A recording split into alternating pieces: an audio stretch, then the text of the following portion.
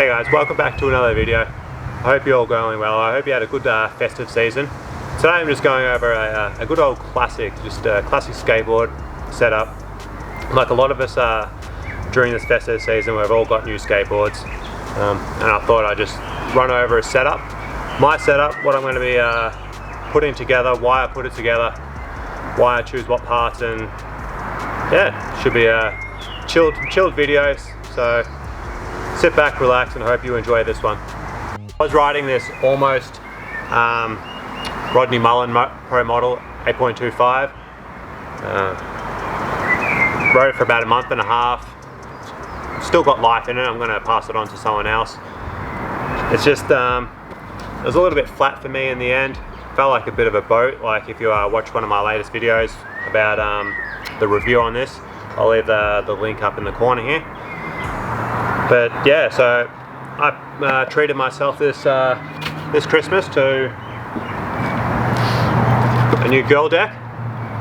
This one could also be a little bit mellow across the concave, with nice mellow kicks as well. So they almost had steep kicks. This will have mellow.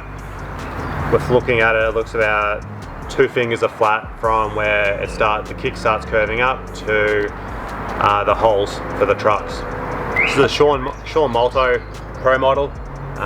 He has a specific size on girl compared to a lot of the other ones, and shape as well. It's a nice full shape board, not too pointy. It's a really short wheelbase, which will be interesting compared to my Almost and everything else I've ridden. So this is a 14-inch wheelbase. I've been riding a 14.25. So a shorter wheelbase means you'll just your tail will hit the ground earlier, especially because I'll be pairing it with some Indies. Got these Indy Hollow Lights, the Chris Joslin model that I've been riding for probably about 3 months now. They're starting to wear down nicely. Nice strong truck, good for slappies because the base plate sits out in front. Another thing to note about these just independent trucks in general over say a Thunder, which are on the Folklore down there, that these will shorten the wheelbase even further. So that means you'll get an even shorter wheelbase. I'm going to run these Indies to start off with to see how they go with this even really short wheelbase, and see how I go. If I don't like that extreme shortened wheelbase, I'll extend it a bit more by using the Thunders that are on this Folklore. I'll just take these off and use those.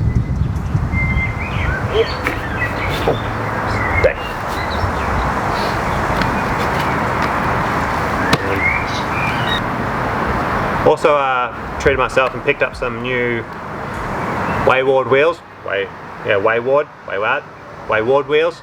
These are 53mm 101As, conical shape. Very much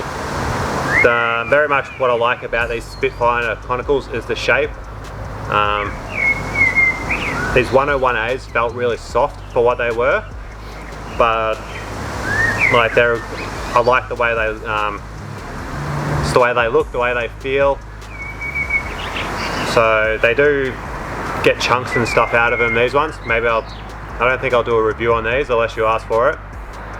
I'll take the bearings out of this, which are my G3 Bronsons, and chuck them into these. Australian skater owns this company, Andrew Brophy. So it'll be interesting to see what these wheels are. They're a bit better price point than Spitfires. These Spitfires are like, what are they? They're $79 in Australia at the moment for the conicals, or any of the F4 series. So these were $55 for the Pro models. You can get the T models for like 49 or $44. So should be interesting to see if these actually hold up any good. I think we'll just get straight into the setup. So it's nothing quite as good, as satisfying as opening up, if I can do it right, opening up that fresh deck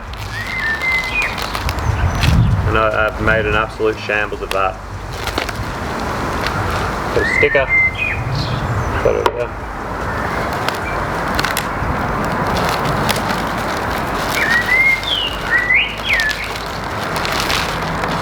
Ooh. That looks good. Alright, look at that. I've always wanted a girl deck, especially a Sean Malto one. He got his decks designed for him after he snapped his ankle, or yes, he snapped his ankle and was out for like a year and a half. Pretty like if you watch the story on it, it's pretty good, pretty inspiring how he's come back to actually be able to skate again. So he's got the wheelbase set, so you use less effort to pop, obviously because of his ankle. So I've always wanted to try this because I broke my ankle too, but I don't know if it'll help me skate like Sean Malto, but I'm keen as fuck to try it anyway. Apologise if the audio is a bit shit. It's windy as outside, and I live on a main road, and there goes some plastic. Got some Jessup grip tape. First time using this. Should be interesting. I haven't really noticed too much of a difference or had any preference between any grip tape so far.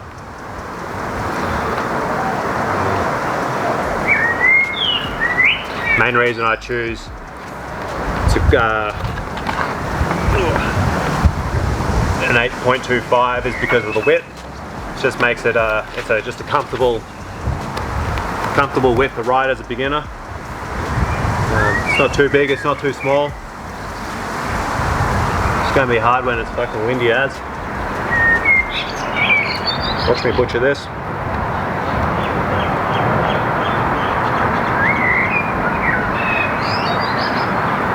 Pop that there. I have just saved that. Pop this up. No, that's down. That's alright.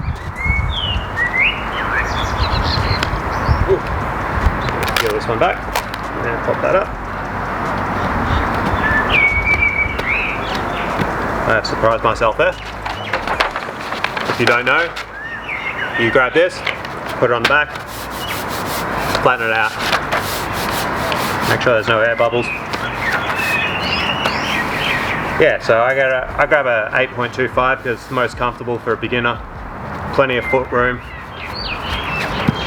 You still can do foot tricks and all that type of jazz on it. Just remember, Chris Cole, one of the greatest skaters, he rides an 8.5 and he can flip in and flip out of things. So every beginner is like, what deck should I ride? You should ride a deck that you feel most comfortable on. I wanted to get an 8.125, but because of the coronavirus, the shortage of decks in Australia is real. So.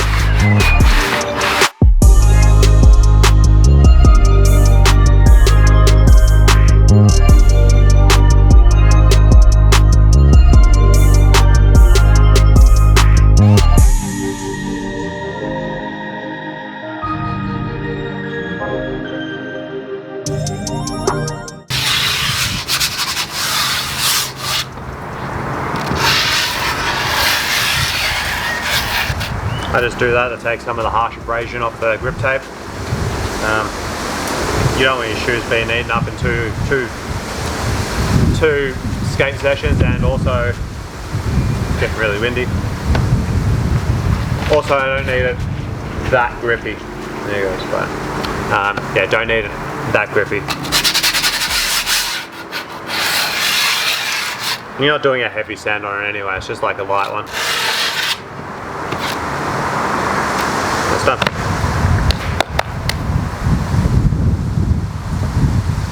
I just get a thin screwdriver, pop through, so you know where the holes are, so you can put your trucks in.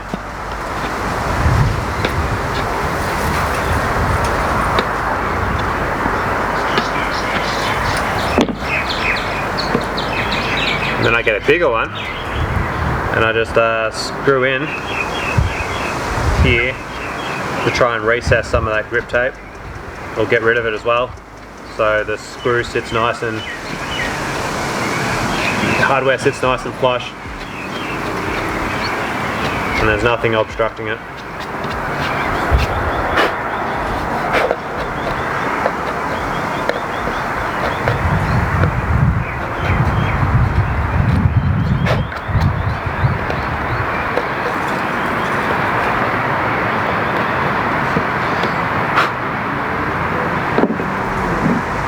Make sure it's all out.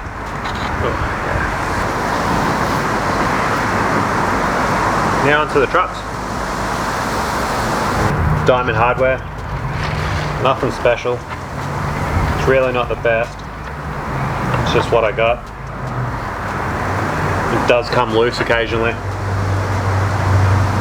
but it is what it is, and they're cheap.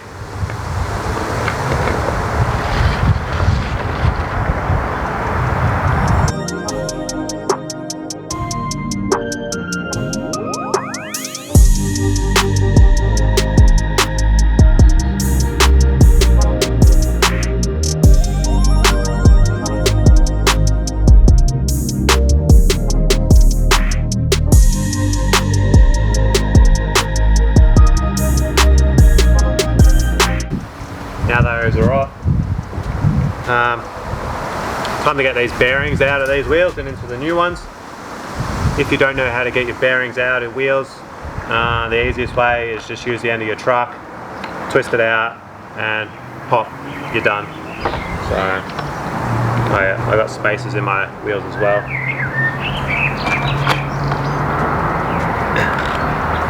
So it's as simple as that. Quickly I do that now.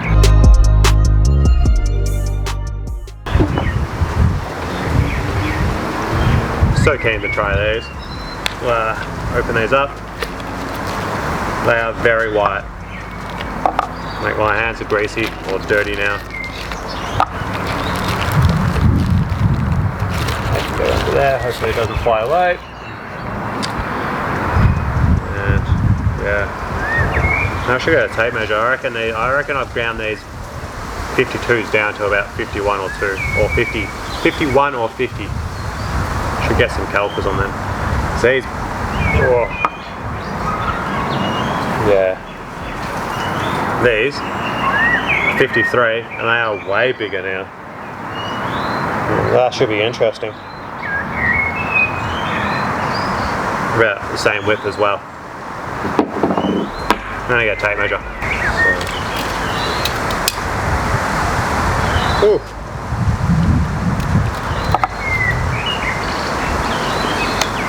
50 mil. Riding these Spitfires over the last maybe 3 months, 2-3 months, I've taken 2 mil off them. They're getting small. It's going to be really interesting going up 3 mil in my wheel size. So it's probably a good thing I stayed on this. This whole setup is going to feel totally different. Sprayed my bearings, cleaned them with Inox. That's how I clean them. I'll leave a little link up here to show you how I do it. Just cleans and lubricates all at once. They're a little bit dusty and dirty, so I just quickly did that, and now I'm greasy. I've got to get these bearings in the wheels, and they slide in pretty easy. That's good. That's good. And this part's pretty boring. So we'll fast forward and I'll see you on the other end of it.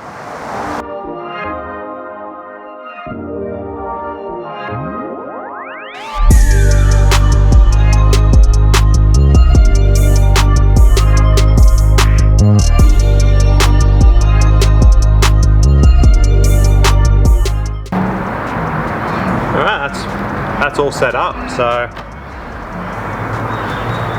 once you've ridden your deck for a while, sometimes it's a bit harder to get these bolts back on. But I also noticed after putting the wheels on that only one of them have a graphic on the outside. The rest of them have 53 mil written on them, Wayward. So all blanks on the outside, which looks like to be the right way, wrong way. I don't know, who knows. But I should have done that with clean hands. But that's it, that's my new setup. So that, I'm pretty happy with that. Super keen to skate it. Just quickly run over what I got again. So I've got a 8.25 Shore Malto deck from Girl. It's 31.8, I think, roughly long. It's 14-inch wheelbase, so a really short wheelbase. Get that super early pop for a mellow kick. Indy forged hollows. They're the second lightest from Independent. Nice and strong. They're a good truck. Your base plate sits out further than in the Thunder. So if you want to do slappies, that's perfect for that. Trying some new Wayward 53mm 101s. Going from a conical of a Spitfire to a conical of a Wayward. Should be interesting. These look like they're going to slide a lot. So that could be good or bad. And just got some Bronson G3 Bearings that I've been riding for about 3 months. They've been holding up really well. Gave them a quick clean. They should last another 2 months or so, hopefully. Shortys Bushings and good old crappy old Diamond Supply Co. hardware. So that's it. Oh, and we got Jessup grip tape, which I'm trying for the first time as well. So let me know what you guys are riding in the comments down below. Anyone else get some more Christmas goodies this year? I know I treated myself to a new deck, which I needed. Got some new wheels while I was there too. But till the next video, hopefully the next video will be me riding this one. Do maybe a skate park session or something like that. Bit of a chilled session again, like this video. Just to sit back, chillax during the holiday season. Don't try and stress too much. Enjoy some skating. And until the next video, I'll catch you guys later. Don't forget to hit like, subscribe. And yeah, go skate.